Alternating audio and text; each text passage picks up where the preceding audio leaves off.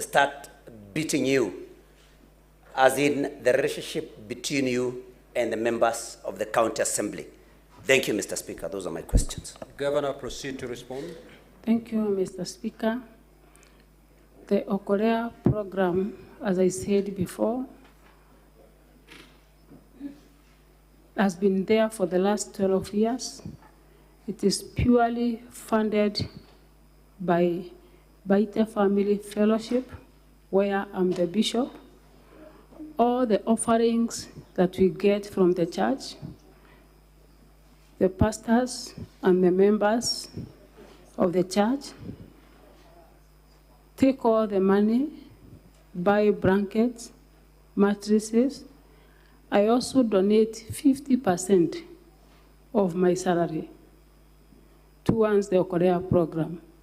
It is purely a program by the church and my family, funded by the donations made in our church, and my 50% contribution from my salary. The issue of banning the Okolea, it is just the other day when we had one at Igembe, where my deputy governor incited the youth, as you saw in the video, slaughtered the cow that was supposed to be donated to a poor woman. There was some chaos. And then from that event is where now the CS came and said because of the unrest in Meru, he has to ban the Okolea until there is rest in Meru. It was not banned permanently. I think for his own wisdom, he decided and acted so that you get peace and continue as a church. It is purely a church program.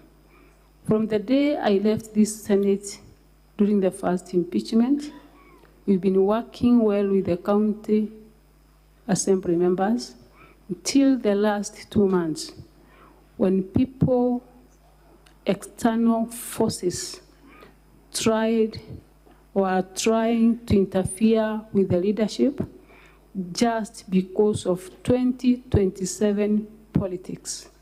That is the whole truth. And as I stand here, I know that the members of county assembly have no issues with the governor, apart from the external forces forcing them to cause a lot of confusion in Meru for those who have decided that they will run for the position of county governor to have space and have a route via the deputy governor or via making it that Meru doesn't work. Thank you, Honorable Speaker. Senator Hamida.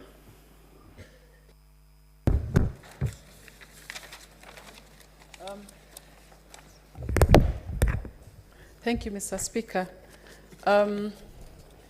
Madam Governor, I was just wondering, in the event that the Senate finds you, that none of the allegations for the second time made against you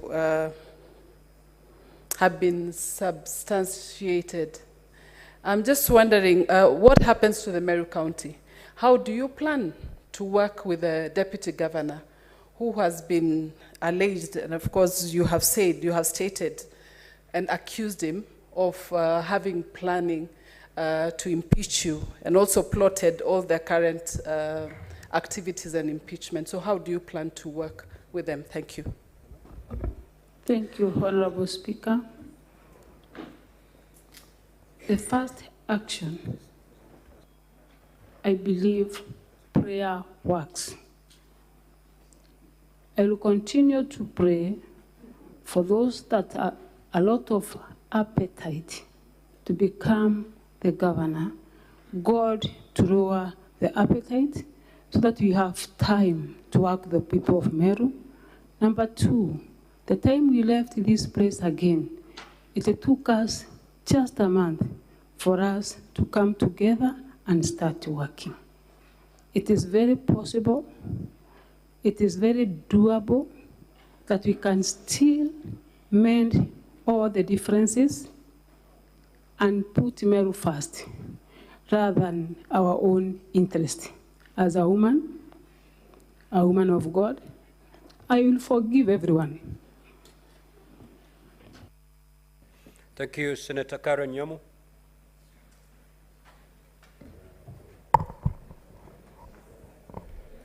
Thank you, Mr. Speaker. I wish to seek clarification from Madam Governor regarding allegations raised by the Council for the County Assembly regarding of the appointment of the chief officers.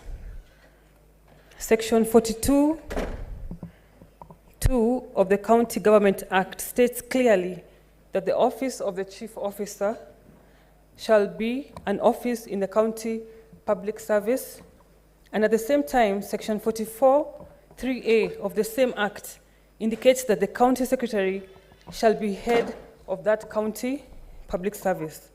In consideration of these two provisions, Madam Governor, do you feel that your mandate in regard to the operations of the chief officer goes only up to nominating and appointing the chief officers on approval by the County Assembly?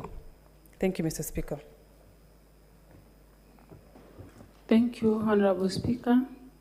As much as I would not like to interfere within your office, and I believe that's why there is a structure in the government and in all governments. The County Public Service Board has its own mandate. The County Secretary of Meru has his own mandate provided by the law, and I think it's prudent enough for them to act according to the law. Senator Oburu.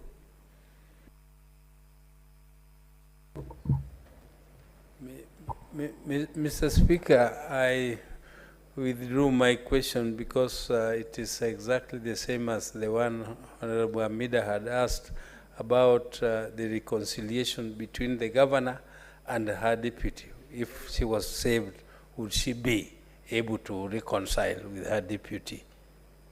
Senator Mbugua.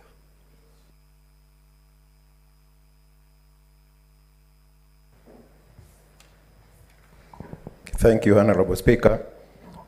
Madam Governor, having listened to you for 2 days and the other party, and having watched many videos, I would invite you as a CEO of the county to Section 192 of the Supreme Laws of the Land, and I read it for you.